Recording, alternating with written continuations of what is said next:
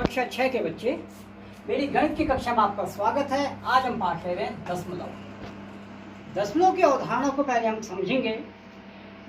और इससे पूर्व के वीडियो में हमने भिन्न की बात की, तो भिन्न से ही हम दशमलव को समझने का प्रयास करेंगे। यदि हम एक दशांश कहें, दशांश का अर्थ होता है 10वां भाग, तो हम दशांश या 10वें भाग को एक दशांश को हम कहेंगे 1/10। इसी प्रकार यदि हम 4 दशांश कहें यानी 4/10वां भाग, 4/10वां भाग का अर्थ होगा 4/10। यदि हम इन दो को ही पहले देखें तो हम ये जानते हैं कि किसी भी संख्या में यदि हम दशमलव, ये दशमलव का चिन्ह है, ये दशमलव का प्रतीक है, इससे हम दशमलव को दिखाते हैं। दशमलव के इस ओर को यानी दशमलव के बाईं ओर को संख्याएं आती हैं, जिसमें क्रमशः इकाई, दहाई, सैकड़ा इत्यादि संख्याएं आती है। दशमलव के बाद संख्या आती है दशांश, यानी सबसे पहला अंक आएगा 10वां भाग, फिर आता है शतांश यानी कि 100वां भाग, फिर 1000वां भाग, फिर 10,000, लाख, इस प्रकार भाग आते हैं। यदि हमें एक दशांश को दिखाना है तो हम कहाँ पर दिखाएंगे? अब हमें दशमलव से पहले हमारे पास कोई संख्या नहीं है तो यहाँ हम शून्य रख देंगे। अब हमें दिखाना है दशांश में एक, दशांश पहला भाग है, पहले भाग में 1 है, तो इसे हम दशमलव के रूप में दिखाएंगे 0.1। ये हमारे पास आए एक दशांश। अब हमें लेना है कि 4 दशांश लेने हैं, तो 4 दशांश में हमारे पास दशमलव से पहले यानी इकाई, दहाई, सैकड़ा में कुछ नहीं है तो यहाँ शून्य आ जाएगा। इसके बाद पहला स्थान है दशांश का, दशांश में आ जाएगा 4। इस प्रकार हमने दिखाया 4 दशांश। अब यदि हमें 5, अगर हम इसको दिखाएं 562.1 दिखाएं, इसका अर्थ होगा कि 562 तो हमारे पास एक पूर्ण संख्या है और उसके साथ जो दशमलव के बाद की संख्या यानी 1 का 10वां भाग और है, यानी 562 भी है और 1 का 10वां भाग भी है।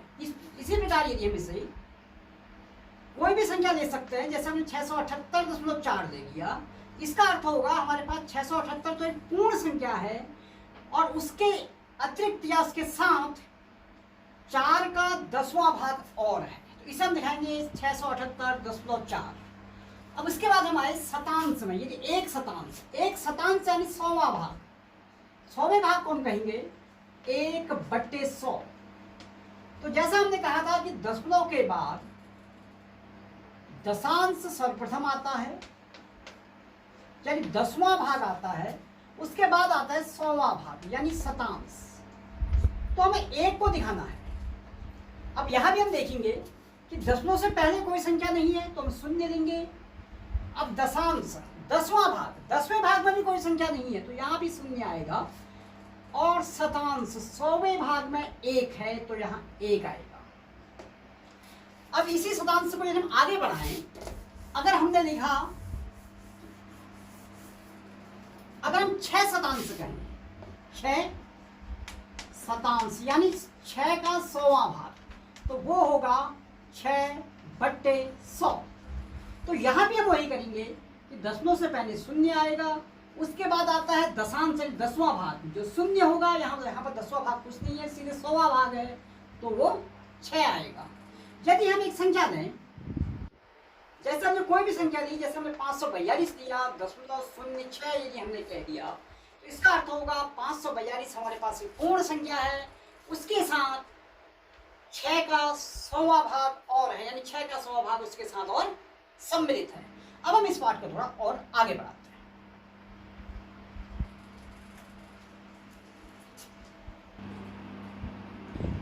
अब हम देखते हैं स्थानीय मान सारणी। स्थानीय मान सारणी से दशमलव आप लोग को और ज्यादा स्पष्ट हो जाएगा। जैसे हमने एक संख्या दी है 19.4 पहली संख्या दी, उसके लिए हमने यहाँ लिया है सैकड़ा, दहाई, इकाई और यहाँ है दशमलव, यानी दशमलव के बाईं ओर है इकाई, दहाई और सैकड़ा और दशमलव के बाद है 10वां भाग, 100वां भाग, इसी प्रकार 1000वां भाग, 10,000वां भाग आएगा और यहाँ को भी इसी प्रकार 1000, 10,000 आदि संख्याएं भी आएंगी। तो यदि 19.4 हमने लिया तो इसमें जो हमने यहाँ पर दशमलव लगाया, तो दशमलव को ठीक हम दशमलव की सीध में लिखेंगे, दशमलव का चिन्ह लगा देंगे। अब हम इसके पहले बाईं ओर को चलते हैं तो यह अंक है इकाई के स्थान पर है 9, इससे तुम लोग परिचित भी हो। और दहाई के स्थान पर है 1, क्योंकि 19 में इकाई में 9 होता है और दहाई में 1 होता है। अब आए 0.4। 0.4 यानी दशमलव के बाद का पहला अंक। तो दशमलव बाद के पहला अंक 10वां भाग को निरूपित करता है, तो ये आ जाएगा 10वें भाग। यानी स्थानीय मान सारणी इसको बता रही है कि इसके दहाई में 1 है, इकाई में 4 है, पुनः दशमलव है, फिर 10वां भाग में 4 है, यानी कि 4 का 10वां भाग यहाँ पर है। हम एक अगली संख्या और लेते हैं जो है 463.23। दशमलव की सीट में दशमलव लगाएंगे। इससे बाईं ओर को देखें, हमारे इकाई के अंक में है 3, दहाई में है 6 और सैकड़ा में है 4। ये हमें 463 में इस प्रकार लिखा। अब ये 2 की स्थिति क्या होगी? 2 दशमलव के बाद का पहला अंक है, तो ये 10वें भाग में आएगा, यानी 2 का 10वां भाग। यह 2/10 को निरूपित करता है। इसी प्रकार 3 ये 100वें भाग में है, यानी कि 3/100 यह यहां पर स्थित होगा। अब हम लेते हैं तीसरी संख्या। तीसरी संख्या हमने ली 572.02। इसमें भी हम इस दशमलव के चिन्ह को, दशमलव जहां हमने लिखा है उसके सीध में नीचे लिखेंगे। 2 आएगा इकाई के स्थान पर, 7 आएगा दहाई के स्थान पर और 5 आएगा सैकड़ा के स्थान पर। अब हमारे पास है दशमलव के बाद यानी 0। 0 है 10वें भाग में। 10वें भाग में 0 का अर्थ है कि किसी भी संख्या का 10वां भाग नहीं है। और 6 दूसरे अंक में है दशमलव के बाद के, तो यह 100वें भाग में है, यानी 6 का 100वें भाग का अर्थ होता है 6/100। यह 6 हमारे पास है 100वां भाग में। तो इसमें हम कह सकते हैं कि 572 हमें दर्शाता है कि 572 दशमलव के बाद 10वें भाग में कुछ नहीं है और 100वें भाग में 6 है, अर्थात 6/100 है। तो इस प्रकार हमने इसका यह भाग पूरा किया। अब हम इस पाठ को आगे बढ़ाते हैं। अब हमने लिया भिन्न के रूप में, कि हम भिन्न के रूप में दशमलव को किस प्रकार लिखते हैं। मान लीजिए हमने संख्या ली 2.5। अब 2.5 का अर्थ क्या है? इसकी पूर्ण संख्या 2 और इसकी दशमलव संख्या 0.5 को अगर हम अलग करते हैं, यानी पहली संख्या 2 है, दूसरी संख्या 0.5 है, ये 5 का 10वां भाग इसका अर्थ है। अब हम 2 कहेंगे धन 5 का 10वां भाग, 0.5 को कहते हैं, इसे 5/10 भी कह सकते हैं। इसे हम 5/10 कहेंगे। अब 2 में यदि हम 5/10 को जोड़ें तो 10 दूनी 20 धन 5, यानी हमें मिलेगा 25/10। यानी हम 2.5 को 25/10 भी कह सकते हैं। इसको करने का आसान तरीका ये भी हो सकता है कि यदि हम दशमलव की गिनती करें और दशमलव प्रत्येक संख्या में होता है जो यहाँ पर माना जाता है, यहाँ से हम दशमलव कितने स्थान खिसकाया? 2.5 बनाने के लिए 1 स्थान खिसकाया। 1 स्थान का अर्थ है कि हम 10 से भाग देके भी इसे प्राप्त कर सकते हैं, क्योंकि जितने स्थान खिसकाया उतना 1 के बाद 0 यहाँ लगाया गया है, यानी इसे 25/10 कह सकते हैं अगर यहाँ पर दशमलव नहीं होता।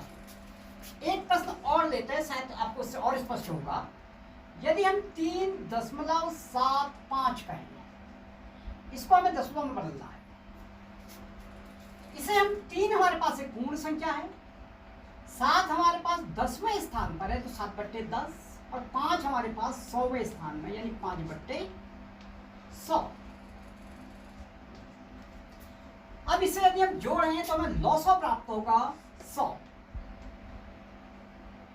इसे हम 3 को हम 3/1 भी कह सकते हैं, तो 100 को 3 से गुणा करके हमें प्राप्त होगा 300। 10 को हमें 100 बनाने के लिए हमें 10 से गुणा किया, तो इसको भी 10 से गुणा करेंगे 7 को, ये 70 होगा। ऐसा हम भिन्न के जोड़ में कर चुके हैं। 100 यहाँ पर है तो यहाँ से 5 ही आएगा। 300 धन 70 धन 5, ये हमें प्राप्त हुआ 375/100। अब यहाँ पे यदि हम देखें कि दशमलव कितने स्थान के बाद है, दशमलव यहाँ माना जाता है 375 कहें तो 1 स्थान और 2 स्थान के बाद, तो 2 स्थान के बाद दशमलव है तो हम इसको बिना दशमलव के लिखेंगे, तो ये 375 होगा, हमने यहाँ लिखा। और 2 स्थान के बाद दशमलव है तो 1 के बाद 2 शून्य हमने यहाँ प्रयोग कर दिए। तो इस प्रकार हम दशमलव को भिन्न के रूप में भी लिख सकते हैं। तो आज के लिए बस इतना ही। इस कार्य का अभ्यास आप खुद अपने घर में स्वयं भी करेंगे और मेरा यह वीडियो देखने के लिए बहुत बहुत धन्यवाद।